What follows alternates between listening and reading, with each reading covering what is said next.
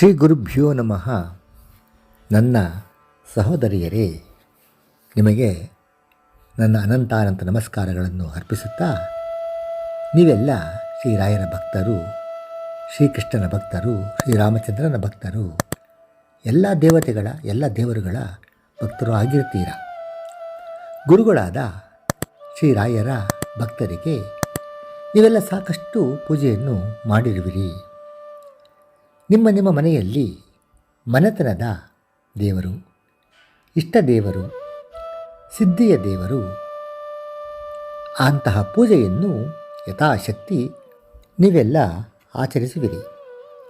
ಆದರೆ ಪೂಜೆಯನ್ನು ಮಾಡುವ ಮುಂಚೆ ಅಥವಾ ಪೂಜೆಯ ನಂತರ ಕೆಲ ಸ್ತ್ರೀಯರು ದಿನದಲ್ಲಿ 5 ನಿಮಿಷಗಳಾದರೂ ಕೂಡ ದೇವರ ಜಪವನ್ನು ಮಾಡುವ ಕ್ರಮವನ್ನು ಕಾಪಾಡಿಕೊಂಡು ಬಂದಿರ್ತಾರೆ.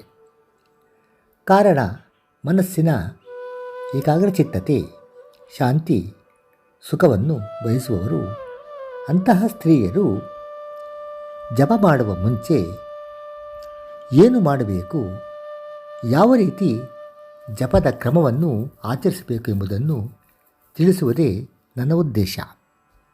ಸುವಾಸಿನಿಯರು ಮೈ ತೊಳೆದುಕೊಂಡು, ಅಂದರೆ ಯಥಾಶಕ್ತಿ ಸ್ನಾನ ಮಾಡಿಕೊಂಡು, ಮಡಿಯ ವಸ್ತ್ರಗಳನ್ನು ಅಥವಾ ಶುದ್ಧ ವಸ್ತ್ರಗಳನ್ನು ಧರಿಸಿಕೊಂಡು, ಪರಮಾತ್ಮನ ಪಾದಕಮಲಗಳಿಂದ ಪಾದದ ರಜಸ್ಸಿನಿಂದ ಓಡಾಡಿದ ನಾವು ನೋಡುವುದಕ್ಕೆ ಮಣ್ಣು ಅಂತ ಕಾಣುತ್ತೆ, ಅದೇ ಗೋಪಿಚಂದನ.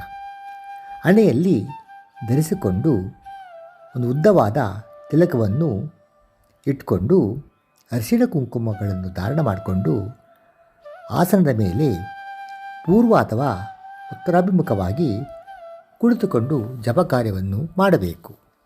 ನೀವು ಗುರುಗಳ ಜಪವನ್ನು ಮಾಡಬೇಕಾದರೆ ಅಥವಾ ಕೃಷ್ಣನ ಜಪವನ್ನು ಮಾಡಬೇಕಾದರೆ, ಶ್ರೀರಾಮಚಂದ್ರನ ಜಪವನ್ನು ಮಾಡಬೇಕಾದರೆ ಮುಂಚೆ ಮಾಡಬೇಕು ಅಂದರೆ ಕೇಶವಾಯ ನಮಃ, ನಾರಾಯಣಾಯ ನಮಃ, ಮಾಧವಾಯ ನಮಃ, ಗೋವಿಂದಾಯ ನಮಃ, ವಿಷ್ಣುವೇ ನಮಃ, ಮಧುಸೂದನಾಯ ನಮಃ, ತ್ರಿವಿಕ್ರಮಾಯ ನಮಃ, ವಾಮನಾಯ ನಮಃ, ಶ್ರೀಧರಾಯ ನಮಃ, ಋಷಿಕೇಶಾಯ ನಮಃ, ಪದ್ಮನಾಭಾಯ ನಮಃ, ದಾಮೋದರಾಯ ನಮಃ, ಸಂಕರ್ಷಣಾಯ ನಮಃ, ವಾಸುದೇವಾಯ ನಮಃ, ಪ್ರದ್ಯುಮ್ನಾಯ ನಮಃ, ಅನಿರುದ್ಧಾಯ ನಮಃ, ಪುರುಷೋತ್ತಮಾಯ ನಮಃ, ಅಧೋಕ್ಷಜಾಯ ನಮಃ, ನಾರಸಿಂಹಾಯ ನಮಃ, ಅಚ್ಯುತಾಯ ನಮಃ, ಜನಾರ್ದನಾಯ ನಮಃ, ಉಪೇಂದ್ರಾಯ ನಮಃ, ಹರಿಯೇ ನಮಃ, ಶ್ರೀಕೃಷ್ಣಾಯ ನಮಃ ಎಂಬಂತಹ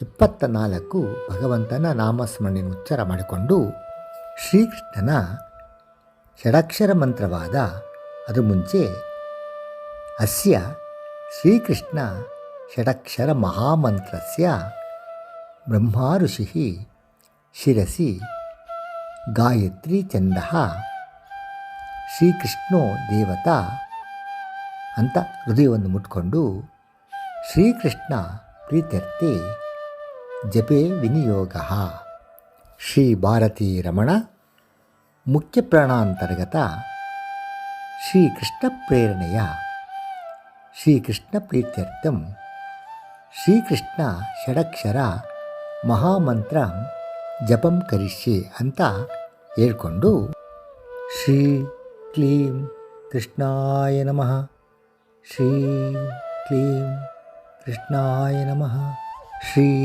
ಕ್ಲೀಂ ಕೃಷ್ಣಾಯ ನಮಃ, ಶ್ರೀ ಕ್ಲೀಂ ಕೃಷ್ಣಾಯ ನಮಃ, ಶ್ರೀ ಕ್ಲೀಂ ಕೃಷ್ಣಾಯ ನಮಃ, ಶ್ರೀ ಕ್ಲೀಂ ಕೃಷ್ಣಾಯ ನಮಃ. ಯಥಾಶಕ್ತಿ ನೀವು ಎಷ್ಟು ಸಲ ಬೇಕಾದರೂ ಕೂಡ ಕೃಷ್ಣನ ನಾಮಸ್ಮರಣೆಯನ್ನು ಮಾಡಿದರೆ ಎಲ್ಲ ತರಹದ ವಿಪತ್ತುಗಳು ದೂರವಾಗುವವು.